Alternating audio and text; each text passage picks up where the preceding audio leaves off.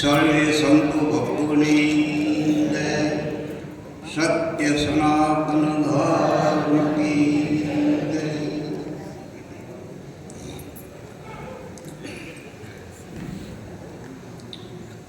બ્રહ્માનંદમ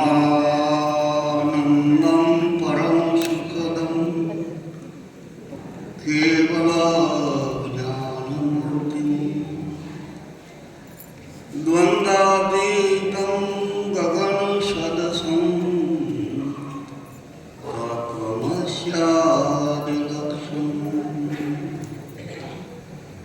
એકમ નિત્યમ વિમલમચલમ સર્વધી સાક્ષીભૂતમ ભાવાતીતમ ત્રિગુણરહિતમ સદગુરુતમ નમામિ. ધ્યાનમૂલં ગુરુમૂર્તિ પૂજામૂલં ગુરુપદમ મંત્રમૂલં ગુરુવાક્ય હૈ મોક્ષમૂલં ગુરુવાક્. ગુરુ બ્રહ્મા ગુરુ વિષ્ણુ ગુરુર્દેવો મહેશ્વરમ ગુરુ સાક્ષાત પરિબ્રહ્મ તસ્मै શ્રી ગુરુવે નમઃ.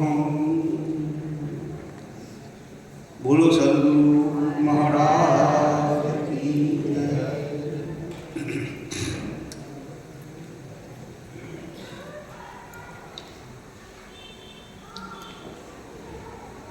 આજે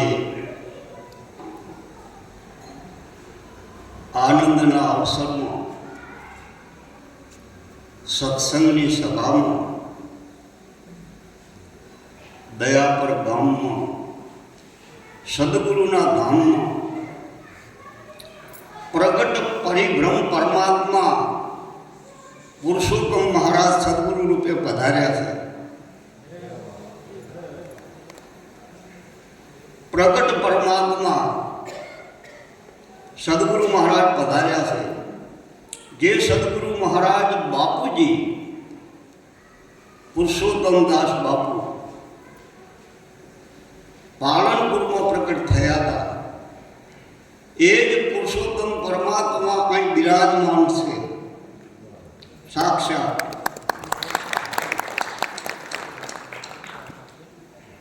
ક્યાંય શોધવા જવા પડે એમ નથી. જે આ જ્ઞાનની ધારા ચાલી એમાં એક એક શબ્દ સ્વાતિ નક્ષત્રનું વરસાદ કરશે. ચકોરને તો ટકોરની જ જરૂર હોય બાપા. વાલા આ વાત વિચારવા જેવી છે. सदगुरु ऐसा कीजिए जे पल पल काढ़े खोड़ આપણામાં રહેલા અવગુણ, આપણા દોષ, આપણી ભૂલ આપણને સમજાવે. એ જ હાથે સદગુરુ. કેમ કે આપણે આપણી ભૂલને જ્યાં સુધી ન સમજીએ ત્યાં સુધી આપણું જે જીવન જીવવાની કળા છે, આપણી જે સહજ સ્વરૂપમાં સિદ્ધિ છે, એ નિષ્ઠા અખંડ રહેતી નથી. એટલા માટે આપણી ક્યાં ભૂલ થાય છે, આપણામાં ક્યાં કચાશ થાય છે, આપણા અંતકરણમાં. સ્વરૂપ તો જેમ છે એમ જ છે, પણ આ જે કંઈ થાય તે અંતકરણમાં થાય છે. મન, બુદ્ધિ, ચિત્ત ને અહંકારમાં, વૃત્તિઓમાં થાય છે, વિચારમાં થાય છે. સ્વરૂપ તો નિર્લેપ છે, અચળ છે, અખંડ છે, અવિનાશી છે, સ્વયં પ્રકાશ છે, જ્યોતિઓનો જ્યોતિ છે, અને એ જ સર્વમાં વ્યાપક છે. પણ ભૂલ ક્યાં થાય છે? અંતકરણમાં.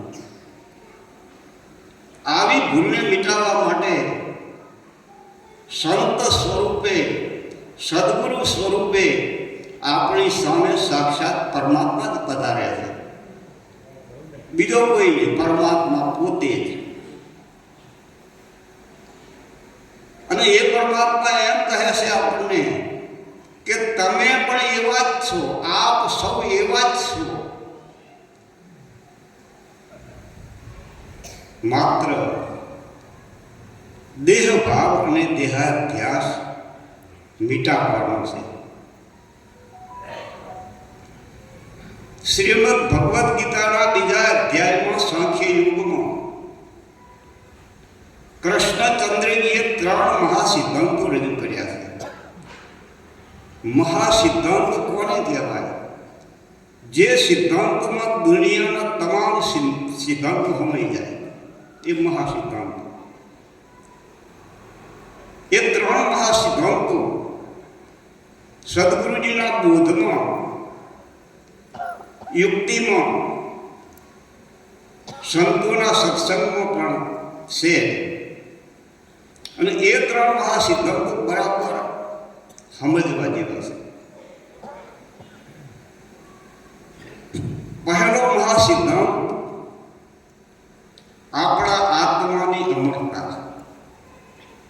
આપણો આત્મા અમર, અખંડ, શાશ્વત, સદાય માટે છે. એ સત્ય સ્વરૂપ, ત્રણેય કાળમાં જેનાનું કંઈ પરિવર્તન થતું નથી એવો ત્રિકાળબાધિત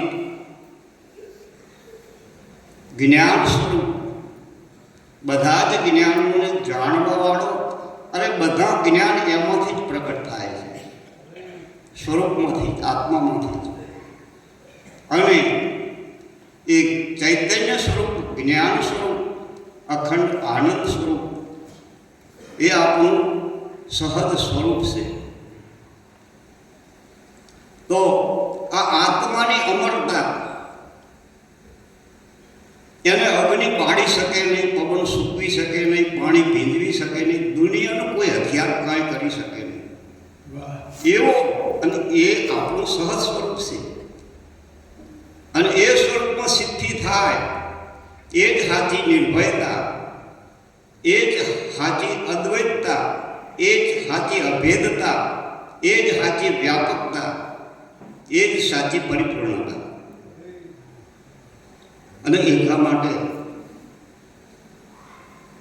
આત્માની અમરતા બહુ સમજી લેવા જેવી છે, બહુ જાણવાનું માણવા જેવી છે, બહુ અનુભવવા જેવી છે.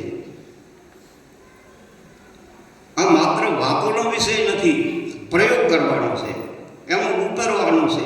દિલ દરિયામાં દેવને ડૂબકી, મોતી જોને મોતી. ક્યાંય દૂર જવાનું નથી. પ્રગટ પરમાત્મા સૌની પાસે જ છે, પણ માત્ર ઓળખવાની જરૂર છે, આત્માની ઓળખાણ. તો આત્માની અમરતા અને આ શરીરની તો નશ્વરતા નક્કી જ છે. આ બીજો સિદ્ધાંત, આ દેહની નશ્વરતા. આ દેહ રહેવાનો નથી. આજથી 100 વર્ષ પહેલા આ દેહ હતો નહીં, બીજો 100 વર્ષ જાય એટલે આ દેહ હશે નહીં. તો વચ્ચે જે મળ્યો છે એને મારો પોતાનો માની લેવો એ કેટલી ભૂલ છે. આ તો પ્રકૃતિનું નાટક છે, ખેલ છે, રચના છે, વાસ્તવિકતા નથી. જેમ પાણી ઉપર પરપોટો એમ ખેલ છે ખરકનો ખોટો છે. દેવતા ઉપર દારૂ એ મન માન કહ્યું જટ મારું. હરિનું ભજન ગણતું પ્યારું એ મન માન કહ્યું જટ મારું. તો હરિ કોણ છે? સર્વનો વ્યાપક છે હરિ. હરિ વ્યાપક સર્વત્ર સમાના, પ્રેમ से प्रकट હોય મેં જાના. એ વ્યાપક આત્મરામ, સચરાચરનો વાસી, અખંડ, એકરસ, આનંદઘન, એમાં ચિત્તની વૃત્તિ જોડવાની છે. અને ચિત્તની વૃત્તિ એમાં જોડાઈ જાય એને જ જ્ઞાન કહેવાય, એને જ ભક્તિ કહેવાય, એને જ વૈરાગ્ય કહેવાય, એને જ સત્ય સનાતન ધર્મ કહેવાય, જે પોતે. તો આત્માની અમરતા એ પહેલો સિદ્ધાંત, દેહની નશ્વરતા એ બીજો સિદ્ધાંત, અને સ્વધર્મની અબાધ્યતા એ ત્રીજો સિદ્ધાંત. દરેક મનુષ્ય પોતપોતાની ફરજો બજાવવાની છે, સ્વધર્મ બજાવવાનો છે. જે જગ્યાએ આ જન્મ થયો છે ત્યાં પોતાની શું ફરજ છે એ ફરજ બજાવવાની છે. વ્યવહારિક બાબતોની, પરમાર્થિક બાબતોની કર્તવ્ય નિષ્ઠા રાખવાની છે.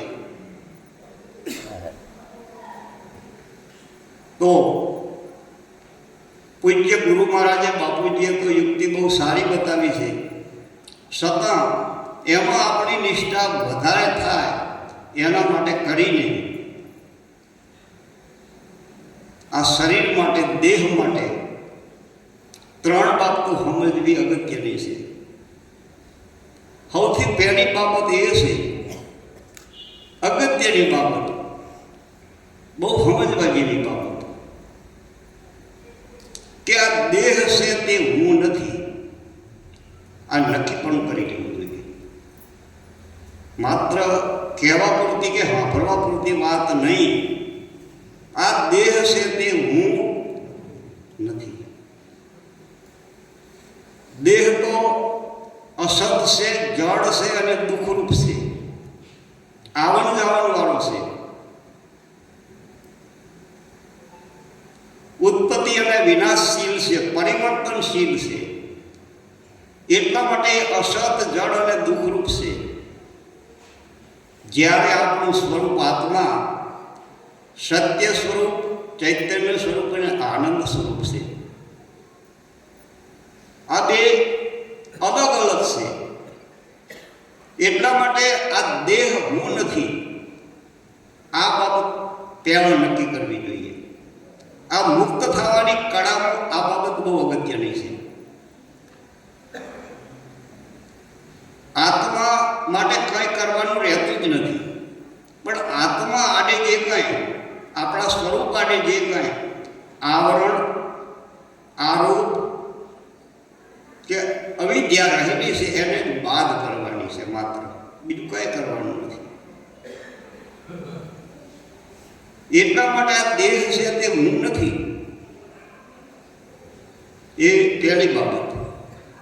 બીજી બાબત,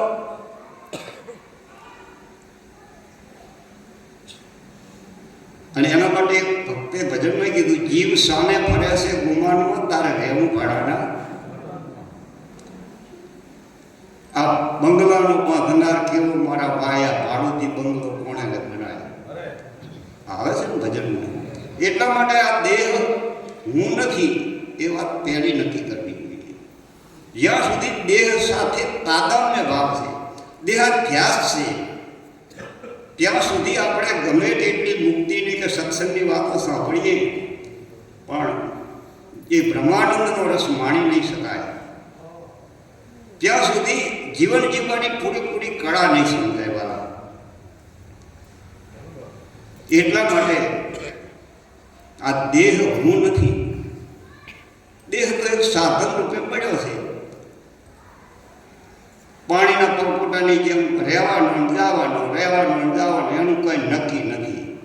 કેટલો સમય રહેવાનો કશું નક્કી નથી. બીજી બાબત, પહેલી બાબત દેહ હું નથી, બીજી બાબત દેહ મારો નથી. આ દેહ છે ને એ આપણો નથી. દેહ પંચમહાભૂતમાંથી પ્રગટ થયો છે અને પંચમહાભૂતમાં મળી જવાનો. જે તત્વ જેનું છે એમાં મળી જાય છે. જહાં સે જે ઉપન્યા વહાં વહાં તે સમાના. તો પંચમહાભૂતમાંથી પ્રગટેલો દેહ પંચમહાભૂતમાં મળી જશે. તેમ કરી જે મળ્યો છે સાધન રૂપે એનો સદુપયોગ કરવાનો. પણ એમાં આસક્તિ કે મોહ મમતા રાખ્યા સિવાય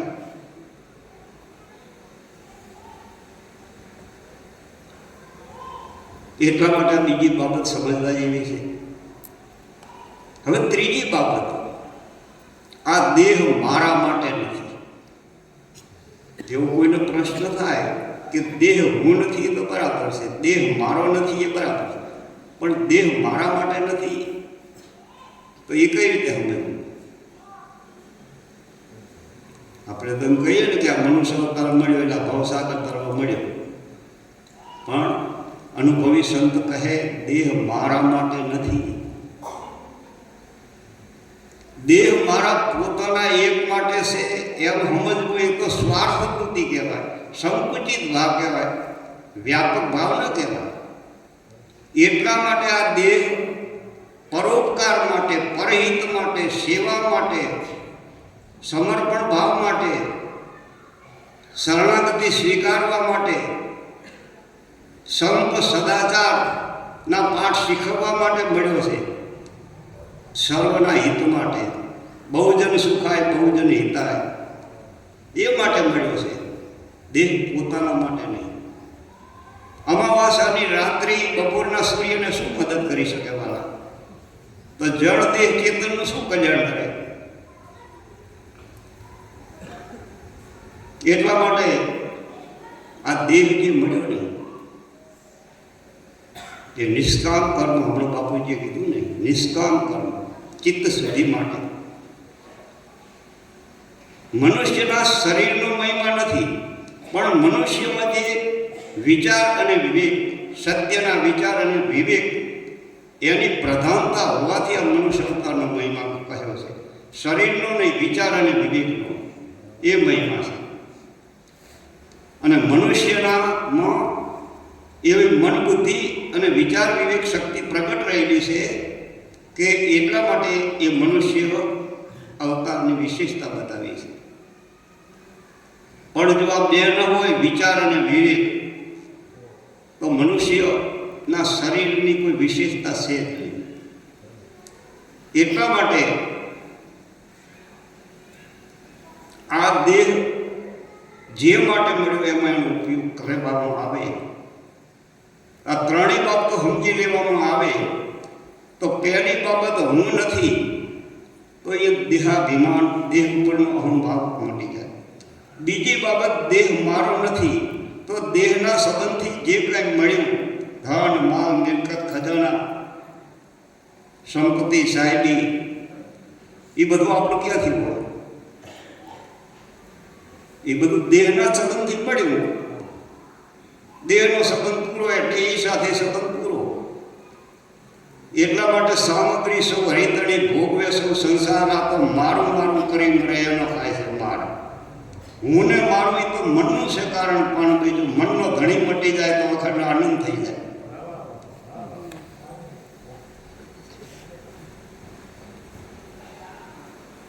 સંતોની વાતો બહુ સમજવા જેવી વાત. સદગુરુની શાન મને સમજાણી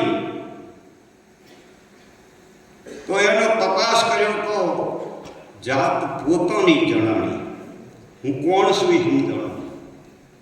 સદગુરુની શાન જો મને સમજાણી તો તત્વ તપાસવા તારે જ લાગ્યો, જાત પોતાની જણાણી. તો એ પોતાની જાત કેવી છે, સ્વરૂપ કેવું છે, પોતાનો આત્મનામ કેવો છે? અનંત શક્તિ અને અનંત સત્તા. અનંત શક્તિ અને અનંત સત્તા એ સ્વરૂપમાં સમાણી. અનંત શક્તિ અને અનંત સત્તા સ્વરૂપમાં સમાયેલી છે. અને એ સ્વરૂપ આપણું પોતાનું જ છે, કોઈ બીજાનું નથી, ક્યાંય લેવા જવાનું નથી, ક્યાંયથી લાવવાનું નથી, ક્યાંયથી મેળવવાનું નથી, કોઈ બીજા ત્રીજા માર્ગે મહેનત કરવાની નથી. અનુભવ જ કરવાનો છે, સમજી જ લેવાનું છે, યુક્તિથી જ મુક્તિ છે. એટલા માટે હે ભાઈ તું પોતે પોતાને જાણ, તજી તન મનને. હે ભાઈ તું પોતે પોતાને જાણ તજી તન મનને નિરખીજો પદ નિર્વાણ સત્સંગ કરીને નિરખીજો પદ નિર્વાણ સત્સંગ કરીને કરો આત્માની ઓળખાણ કરો આત્મરામની ઓળખાણ ક્યાંથી રે આવ્યા ભાઈ તમે ક્યારે હમાશો એનું નક્કી કરી લો નિષ્ઠાર ક્યાંથી રે આવ્યા તમે ક્યારે હમાશો એનું નક્કી કરી લો નિષ્ઠાર પાંચ તત્વ ત્રણ ગુણ તપાસો આ પાંચ રે તત્વ ત્રણ ગુણ તપાસો એમાં કોણ છે બોલનહાર આ દેહમાં રહીને દેહમાં રહેલો છે દેહથી ન્યાય છે એની અકળકળા છે કોણ છે બોલનહાર એની કરો ને ઓળખાણ હે ભાઈ તું પોતે પોતાને જાણ તજી તન મનને નિરખીલો પદ નિર્વાણ સત્સંગ કરીને કરો આત્માની ઓળખાણ પાંચ તત્વ તો તારા પિંડ ન પ્રાણી મન બુદ્ધિ ચિત્ત અહંકાર પાંચ તત્વનું દેહ અને અંતકરણની ચાર પાંખડીયું મન બુદ્ધિ ચિત્ત ને અહંકાર આ નવ થયા ને આ પાંચરે તત્વ તારા પિંડ ન પ્રાણી મન બુદ્ધિ ચિત્ત અહંકાર આ નવરે તત્વનો ગર્ભવાસ બંધાણો આ નવરે તત્વનો એ ગર્ભવાસ બંધાણો એના બંધન ખોલીને આવો બહાર પણ કે બહાર આપવાની કળા શું સદગુરુનું વચન વચન એક સદગુરુ દેવ કા તાકા અનંત વિચાર થાક્યા મુનિજન પંડિતુ એનો વેદોય ન પામ્યા પાર સદગુરુનો શબ્દ વિચારતા પ્રગટે જ્ઞાન પ્રકાશ રવિ ઉગે રજની ટળે સૂર્ય ઉગે એટલે રાતને રાતના અંધારામાં આપણે કહેવું ના પડે કે હવે તારો ટાઈમ થઈ રહ્યો જાય ઓટોમેટિક જાય રવિ ઉગે રજની મટે થાય વિદ્યાનો નાશ એટલા માટે પાંચ તત્વ તારા પિંડના પ્રાણી મન બુદ્ધિ ચિત્ત અહંકાર એ નવ તત્વનો ગર્ભવાસ બંધાણો એના બંધન ખોલીને આવું બહાર વચને રહીને હે ભાઈ તું પોતે પોતાને જાણ તજી તન મનને નિરખીજો પદ નિર્વાણ સત્સંગ કરીને કરો આત્માની ઓળખાણ ત્રિકુટીમાં જઈ તાર મિલાવો એનો વિગતે કરો ને વેપાર ત્રિકુટીમાં જઈ તાર મિલાવો એનો વિગતે કરો ને વેપાર તન મન ધન શીશ અર્પણ કરીને આજે અર્પણ કરવાની વાત છે ને જે શરણાગતિ સમર્પણ એ બહુ અગત્યની કળા છે અગત્યની યુક્તિ છે સમર્પણ થઈ જાય જેનું છે એને આપી દેવાય આપણે તો શાંતિ નહીં પણ સાચા ભાવથી આપવાનું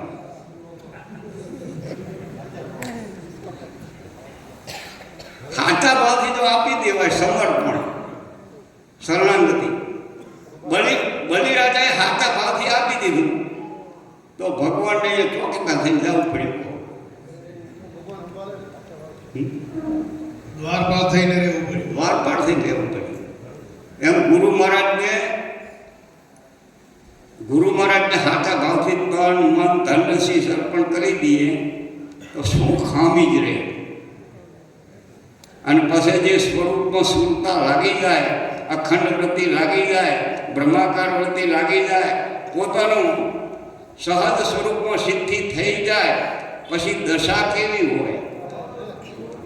ચાહ ગઈ ચિંતા ગઈ મનવા બેપરવાહ, जिसको जिनको कुछ ना चाहिए वो शाहन का वो साहन को साह.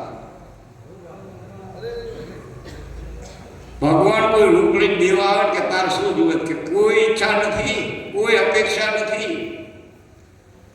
આ સિદ્ધિ હોવી જોઈએ. એ સ્વરૂપ નિષ્ઠા છે, એ બ્રહ્મ નિષ્ઠા છે. અખંડ બ્રહ્માકાર વૃત્તિમાં બ્રહ્મ સિવાય કાંઈ છે નહીં, તો પછી શું માગવાનું, શું બાકી રહે? અને આત્મરામ એ આપણું સહજ સ્વરૂપ, તો એ તો અખિલ બ્રહ્માંડોનો માલિક છે આત્મરામ. તો પછી એને બીજી શું ઈચ્છા રહે? એના જ પ્રકાશથી, એના જ પ્રભાવથી આ બધું સકળ સૃષ્ટિ ચાલી રહી છે. જેમ સૂર્યના પ્રકાશથી જગતનો વ્યવહાર ચાલે છે, એમ એના જ પ્રકાશથી આ બધું ચાલી રહ્યું. સ્વરૂપ નિષ્ઠા, બ્રહ્મનિષ્ઠા થઈ જાય તો પછી કંઈ જાણવાનું બાકી રહેતું નથી, કંઈ મેળવવાનું બાકી રહેતું નથી, કોઈ મહેનત કે અભ્યાસ કરવાનો બાકી રહેતો નથી. એમાં પછી કંઈ બોલવા જેવું રહેતું, નિર્વાણી પદમાં શું બોલવું? મન બુદ્ધિ ને વાણી બધું વિરામ પામી જાય, પછી બોલવાનું પણ કાંઈ રહેતું નથી. બસ આ નિષ્ઠા, આ બ્રહ્મનિષ્ઠા, આ અનુભવ આપણે ગુરુ શરણે શરણાગતિ કરી દીધી તો આ અનુભવ કરવાનો છે. એટલા માટે ત્રિકુટીમાં જઈ તાર મેળાવો એનો વિગતે કરો ને વ્યવહાર, તન મન ધન શીશ અર્પણ કરીને બુજો હદ બેહદની બહાર. સમજણ લઈને હદ અને બેહદ બેથી પર બહાર આપણું સ્વરૂપ છે. હવે હદ કોને કહેવી, બેહદ કોને કહેવી, આ વાત જરા સમજીએ.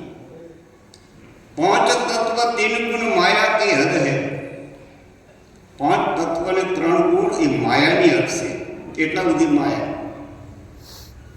पांच तत्व तीन गुण माया की हद है. बेहद ब्रह्म विचार, ब्रह्म तत्वના વિચાર ચાલતા હોય બહુ સારી વાત છે, પણ વિચાર જ ચાલે જ્યાં સુધી સિદ્ધિ ન થાય ત્યાં સુધી હજુ બેહદ જ છે. વિચાર તો સારા છે, શુભેચ્છા સુવિચારણા નામની ભૂમિકાઓ ચાલુ થઈ જાય, પણ એટલે અટકવાનું નથી, પૂર્ણતામાં પહોંચવાનું છે. જ્ઞાન માર્ગની 7 ભૂમિકાઓમાં શુભેચ્છા સુવિચારણા એ સારી વાત છે, પણ આગળ વધવાનું, આધ્યાત્મિક વિકાસ કરવાનો. એટલા માટે 5 तत्व 3 गुण माया की हद है. बेहद ब्रह्म विचार, અનહદ જેની કોઈ હદ નથી, જેની કોઈ સીમા નથી, જે અમાપ અને અનંત છે, એ અનહદ એ આપણો પોતાનો આત્મા છે, સ્વરૂપ છે, સચ્ચિદાનંદ સ્વરૂપ, આપણું પોતાનું સહજ સ્વરૂપ છે. અને એ જ સદગુરુ મહારાજનું પદ છે. બ્રહ્માનંદમ, બ્રહ્મ સ્વરૂપનો અખંડ આનંદ, બ્રહ્મનિષ્ઠા. બ્રહ્માનંદમ પરમ સુખદમ, પરમ સુખ એટલે આ દુનિયાના સુખ દુઃખોથી પર, પરમ સુખદમ કેવલ જ્ઞાન મૂર્તિમાં. ગુરુ મહારાજની મૂર્તિ કેવી છે?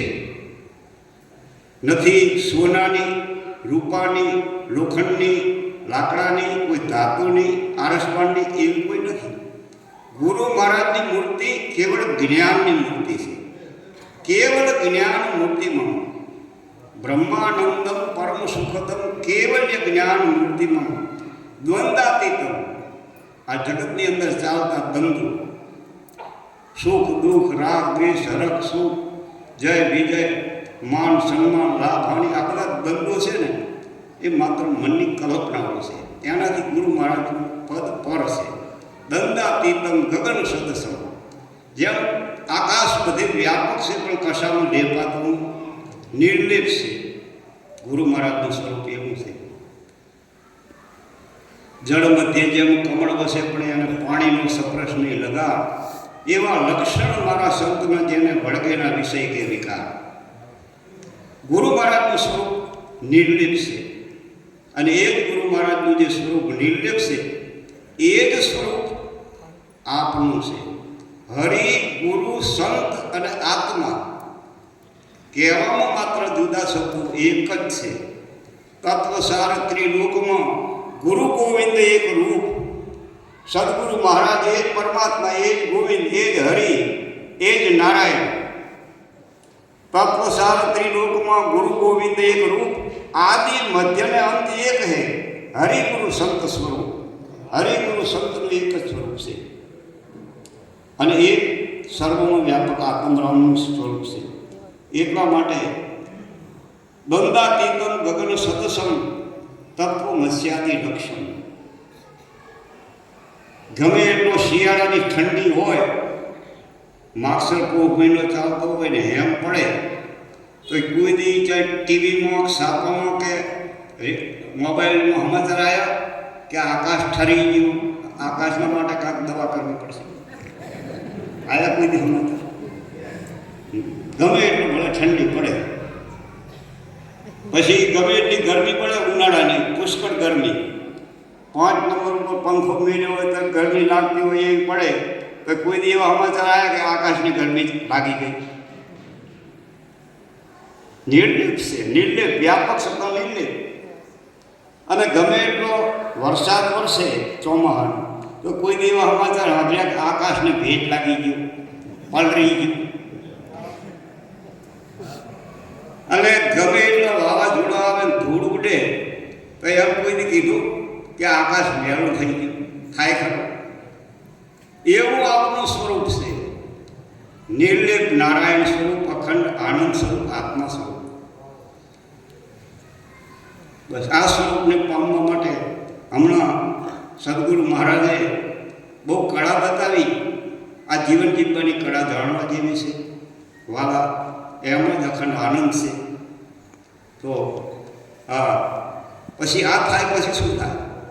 દ્વિતીય ભાવ પછી તરસે નહીં ને સે પરસ પરસ એકતા.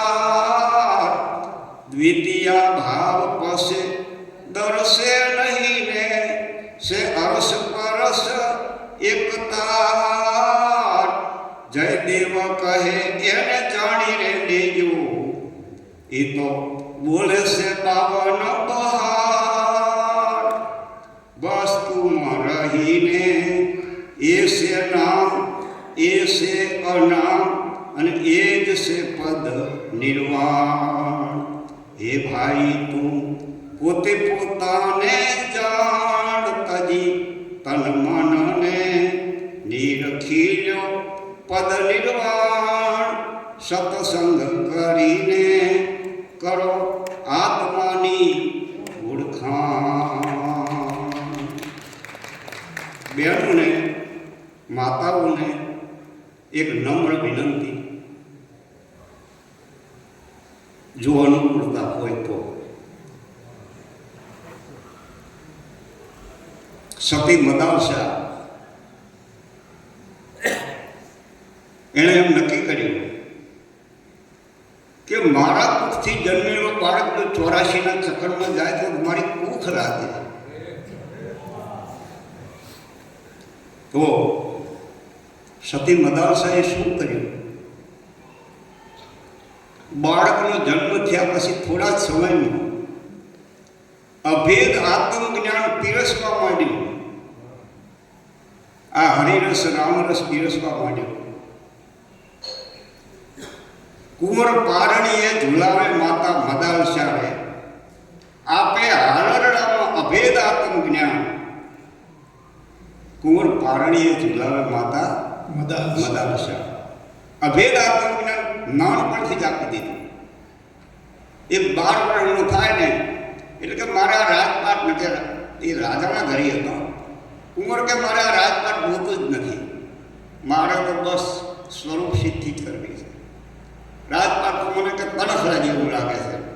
આ અભેદાત્મક જે નાનપણથી આ જીવન જીવવાની કળા આ આત્મ સ્વરૂપમાં સિદ્ધિ થઈ જાય ને તો એ બહુ મહાનતા કહેવાય.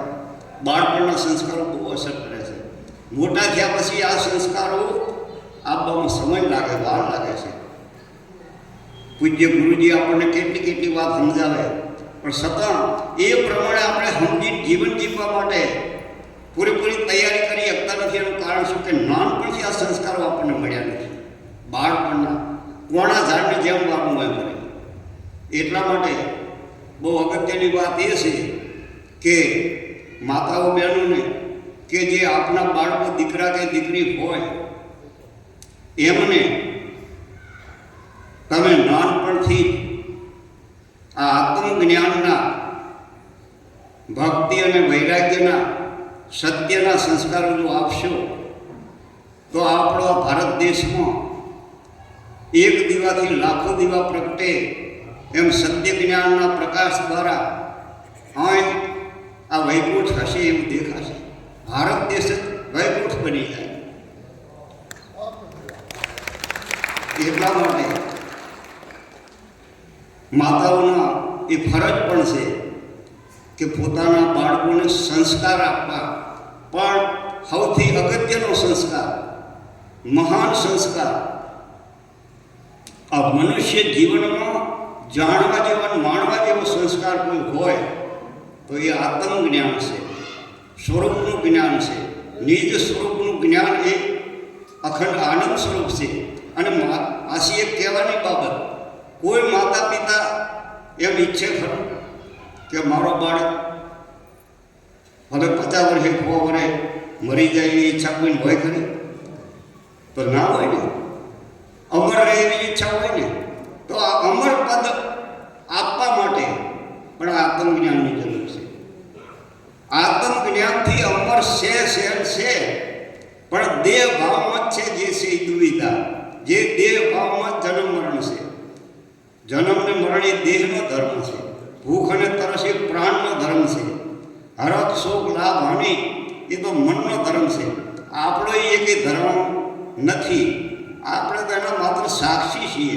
પણ આ વાત જ્યાં સુધી સમજાય નહીં ત્યાં સુધી બીજા ધર્મોને આપણે આપણા ઉપર આરોપ કરી લઈએ છીએ. અહીંયા ભૂલ થાય છે. એટલા માટે આ જીવનમાં ભૂલ ન થાય. વ્યવહાર બધા કરવાના, ફરજો બજાવવાની, પણ આ ભૂલ ન થાય એટલા માટે આ જરૂર છે. અને એક બીજી વાત, ભાઈ હોય કે બહેન હોય, પણ જે ગુરુ બોધિક હોય એમણે આ અનુભવ કરી અને આ સ્વરૂપ નિષ્ઠામાં, જીવનની જાગૃતિમાં રહેવાનું છે, સાવધાની રાખવાની છે. અસલ જે સ્વરૂપ ઓળખાયું એ લક્ષ્ય ચૂકવાનું નથી. અને બીજી બાબત એ કે ગુરુબોધ ન લીધો હોય તો આવો અવસર, આવો મનુષ્ય અવતાર વારે વારે મળતો નથી. તો આ જે બોધ લેવાનો અને સત્ય વાત જાણવાની એમાં આળસ નહીં કરવાની. જેમ બને તેમ વહેલી તકે શુભ કામ કરવું હોય એનો વાયદો ન હોય, વાયદામાં ફાયદો ન હોય. એટલા માટે શુભ કામ અમર કરો. બરાબર, શુભ કામ છે એ તરત કરવું જોઈએ, એનો વિલંબ ના કરવો. ધર્મરાજાના દરબારમાં, પાંડવોના મોટા ભાઈના દરબારમાં એક બ્રાહ્મણ કાંક દાન લેવાય તો ધર્મરાજા કે આવતીકાલે આવજો ને અત્યારે થોડા કામમાં છીએ. તો ભીમસેને નગારો વગાડ્યો. તો ધર્મરાજાએ પૂછ્યું પણ આ તો ખૂબ એવો અવસર હોય તાર વગાડવામાં આવે, કોઈ વધઈ હોય કંઈ હોય તે ચમ વગાડ્યું? કે એક વધઈ છે અગત્યની. કે શું? તમે મોટા ભાઈ 24 કલાકમાં અટેક કાળ ઉપર વિજય મેળવ્યો. કે કઈ રીતે? તમને નક્કી એમ કે 24 કલાક આ શરીરને કાંઈ થવાનું નથી, તો જ કે તમે આવતીકાલ મને દેખાડી ને આજે જ એટલા માટે શુભ કામનો વાયદો કરવામાં આ શરીરનો શું ભરો, અને આ શરીર અને સંસારના ભરોહે જે રહ્યા એ છેતરી ગયા બાબા.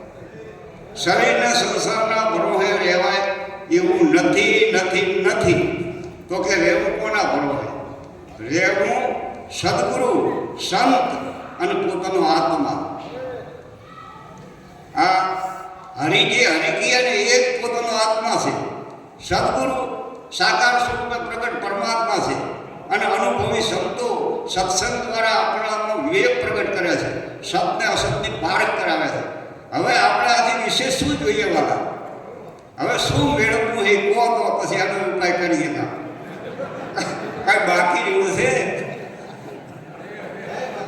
મેળવવાનું હોય તો એના ઉપાય સંતો પાસે છે.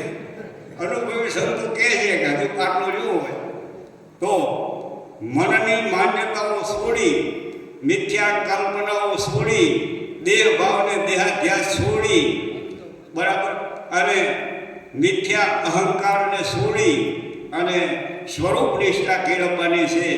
અને એ માટે આ સત્સંગ સભા, સત્સંગ ગમે એટલા સાંભળીએ પણ જ્યાં સુધી આ આત્માની ઓળખાણ થઈને બાપુજીએ કહ્યું એમ સ્વરૂપ નિષ્ઠા પાકી ન થાય ત્યાં સુધી હજુ પૂર્ણતા નથી થતી. હા, સત્સંગના માધ્યમથી જરૂર ધીમે ધીમે આગળ વધાય છે, આધ્યાત્મિક વિકાસ થાય છે. સત્સંગ છે એની અસર થયા વગર રહેતી નથી.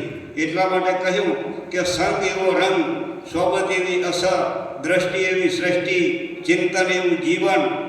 જીવન આપણે જો એવું બનાવવું હોય તો આપણું ચિંતન આત્મલક્ષી હોવું જોઈએ, અને આત્મલક્ષી ચિંતન દ્વારા એ ઈયળમાંથી જો ભમરી બની જાય તો મનુષ્ય ધારે તો નરમાંથી નારાયણ થઈ જાય વાળા. એમાં વાર કેટલી લાગે, એમાં સમય કેટલો લાગે? સમય આજની કાલ થાય એમ નથી, પણ એમાં આપણી જ ઢીલાસ છે, આપણી જ કચાશ છે. નહીં તો સ્વરૂપ હવની પાસે જ છે. આવરણનો બાદ કરવા માટે સદગુરુ સાક્ષાત બિરાજમાન છે, પણ સમય કેટલો લાગે? કઈ વાર લાગે એમ નથી, પણ આપણી થોડી કચાશ હોય, આપણી ઢીલા થશે એની હરવે. આ વાયદાનો ફાયદો નથી વાલા, આ બહુ અગત્યની વાત છે. જાણજો, સમજજો, વિચારજો, અનુભવ કરજો. અને બિનુ સત્સંગ વિવેકના હોય આ સત્સંગ જે સાંભળ્યો, આ ગઈકાલે જ્ઞાન સત્રમાં સાંભળ્યો, આજે સાંભળ્યો, તો આપના સર્વમાં સદગુરુ મહારાજની કૃપાથી વિવેક પ્રગટ થાય, સત અસતની પારખ થાય.